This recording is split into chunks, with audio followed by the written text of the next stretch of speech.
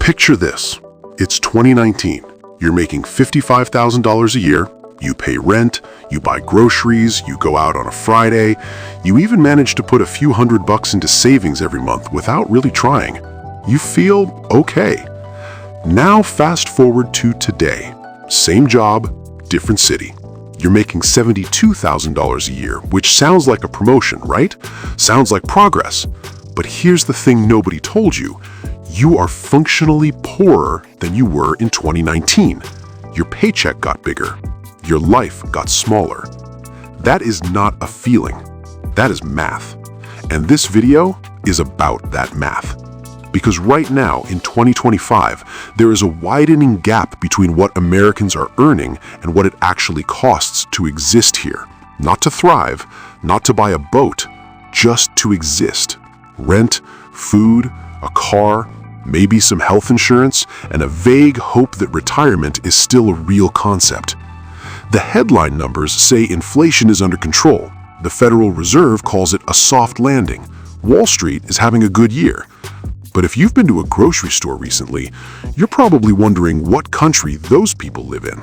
So let's actually look at this, not through the lens of policy or politics, through the lens of a real budget, real prices, and what the numbers are quietly telling us, if you're willing to actually read them. Let's start with the baseline that most people never actually calculate. The MIT Living Wage Calculator, which sounds dry, but bear with me, estimates that a single adult in America, no kids, needs to earn somewhere between $22 and $45 an hour just to cover basic costs, depending on where they live. That's between $46,000 and $94,000 a year. For one person, no dependents, just the basics. Now, the federal minimum wage in America in 2025 is still $7.25 an hour. That's not a typo.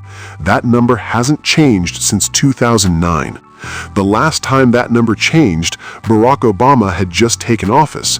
A movie called Avatar was breaking box office records, and the iPhone was 2 years old. 16 years, same floor. Now, most states and cities have moved above that floor on their own.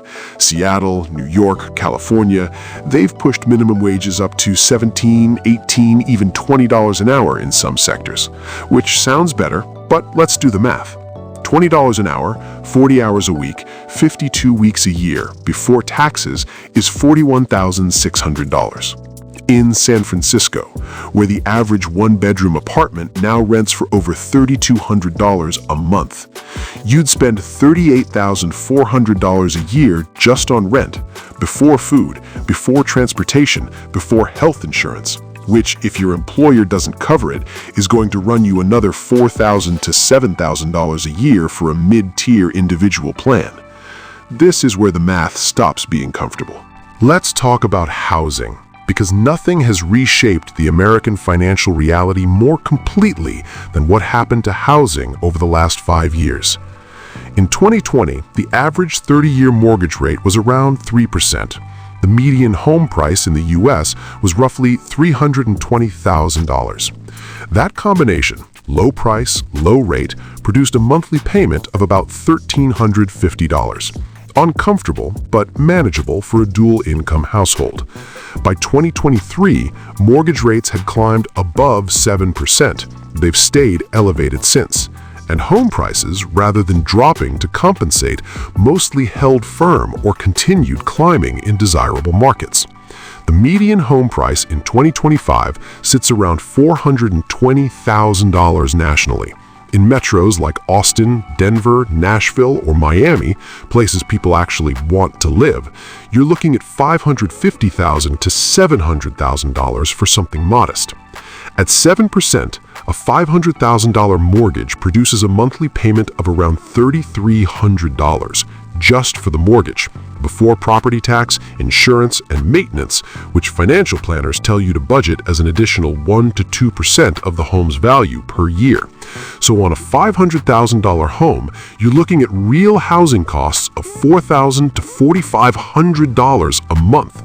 That's $54,000 a year after taxes. The general rule of thumb is that you shouldn't spend more than 30% of your gross income on housing. To afford that home responsibly by that measure, you'd need to be earning roughly $180,000 a year. The median household income in America in 2025 is around $82,000. Read that gap again, then read it one more time.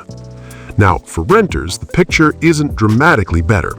National median rent for a two-bedroom apartment crossed $2,000 in 2022 and has not come back down. In cities, $2,500 to $3,500 is now a perfectly ordinary number.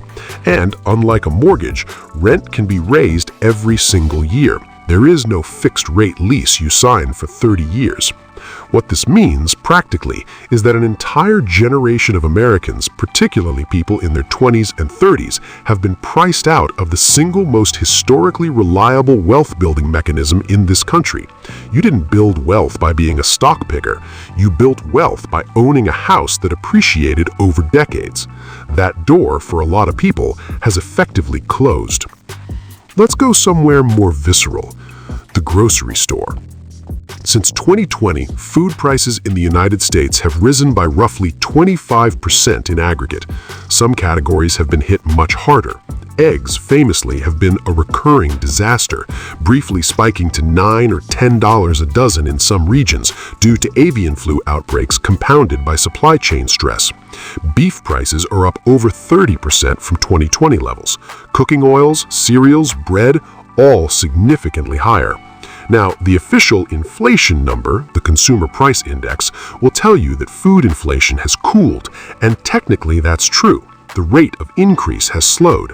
But here's the critical distinction most people miss. Prices that rose 25% did not fall back when inflation cooled. They just stopped rising as fast. Disinflation is not deflation. The shelf price at your grocery store doesn't come down because the Federal Reserve raises interest rates. It stays where it went. A family of 4 in America now spends roughly $1,100 to $1,300 per month on groceries if they're cooking at home, eating sensibly, buying some name brands. That's $14,000 a year on food, home-cooked food. And if you're eating out, which Americans still do at extraordinary rates, partly because cooking for yourself after a 50-hour work week is its own kind of luxury, the average cost of a fast casual meal for one has crossed $15 to $18, with tip now normalized even at the counter. That $12 burrito from 2019 is $18 now, and somehow you still tipped. Housing and food are visible. People see those numbers. But there's a category of expenses that's quietly doing enormous damage to American budgets, and it rarely shows up in the headlines. Start with transportation. If you live outside of a major metro, and most Americans do, a car is not optional. It is infrastructure, and the cost of that infrastructure has become staggering. The average new car price in the United States in 2025 is around $48,000. The average used car, which used to be the sensible alternative, now runs over $28,000. That happened because during the pandemic-era chip shortage, new car production cratered, used car supply tightened, and prices exploded. They've come down somewhat, but not to where they were.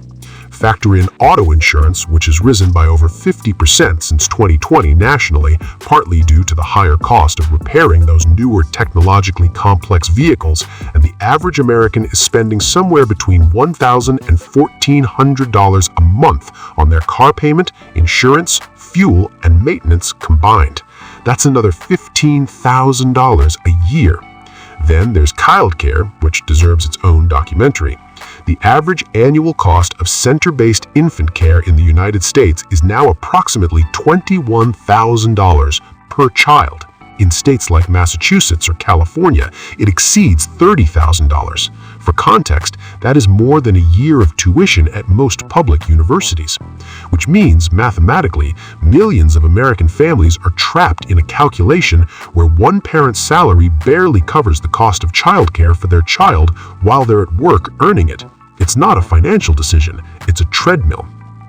And healthcare. If you're uninsured or buying your own plan, a mid-tier ACA marketplace plan for a 35-year-old non-smoker runs between $400 and $600 per month before you've paid for a single doctor's visit. The average deductible on those plans, meaning how much you pay out of pocket before insurance kicks in, is around $4,500 per year. So your insurance costs you $6,000 a year, and then you still pay the first $4,500 of any health event yourself. In 2025, medical debt remains the leading cause of personal bankruptcy in the United States.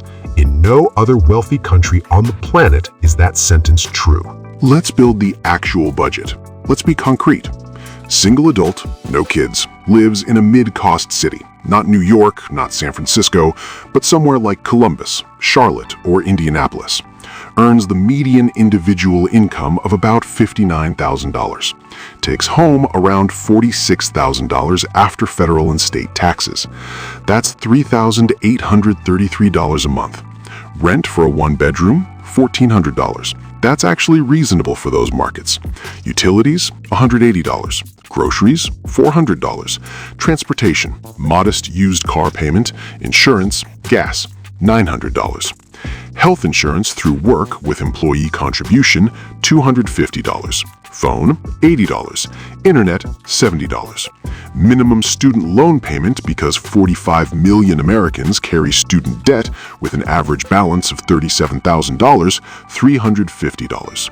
That's $3,630 a month. Before a single restaurant meal, before a haircut, before new shoes, before a doctor's copay, before a flight home for the holidays, before one single unexpected expense.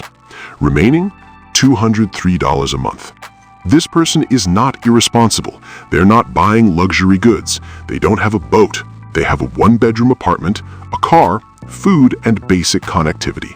And they are $200 a month away from a flat tire ending their month. Now imagine one of them loses their job, or gets sick, or their landlord raises rent by $200, which landlords in competitive rental markets do regularly because they can. The financial buffer that used to define working class and lower middle class stability in this country has been compressed to almost nothing for a huge percentage of the population. Meanwhile, the economic narrative you'll see in the financial press tells a different story. Unemployment is historically low.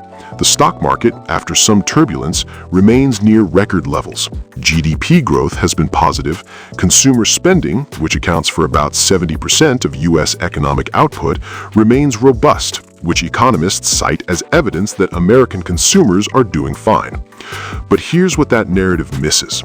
Consumer spending remaining high when costs rise is not the same as consumer confidence. Sometimes it just means people are spending more on the same things they always bought because those things cost more now. Sometimes it means they're putting the difference on a credit card. Total U.S. credit card debt crossed $1.2 trillion in 2024, a new record. The average interest rate on credit card balances is now over 22%. Americans are not spending because they feel flush. A significant portion of them are spending because the alternative is not paying rent.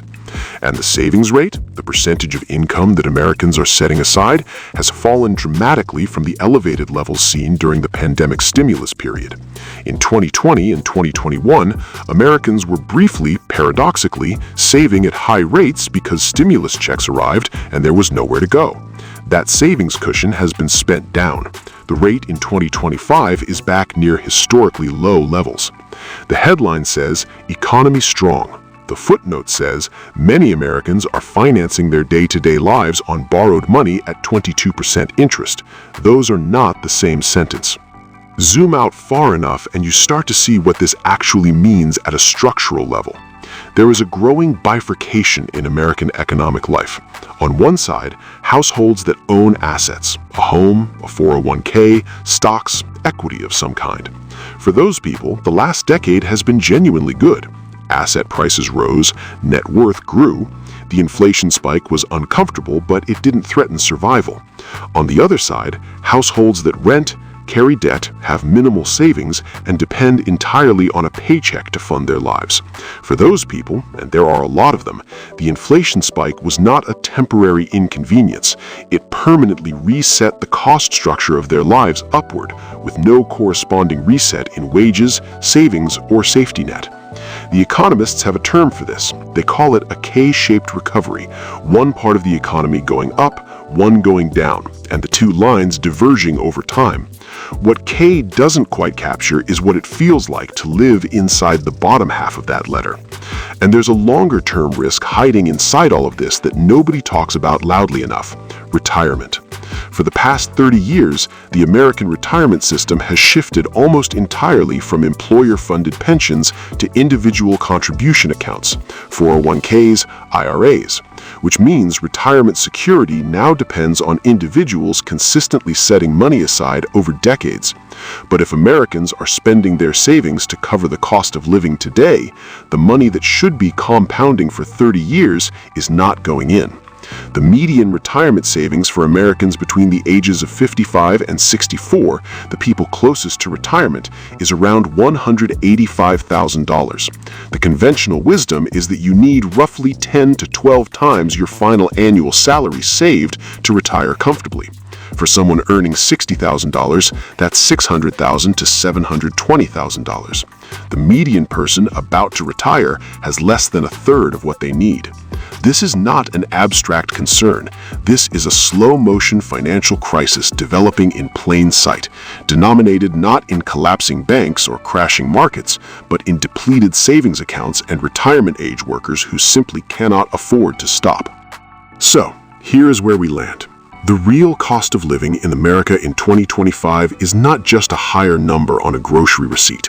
It is the quiet erosion of something that used to feel like a reasonable expectation, that if you worked hard, lived within your means, made sensible decisions, you could build a stable life. Maybe not a rich life, but a stable one.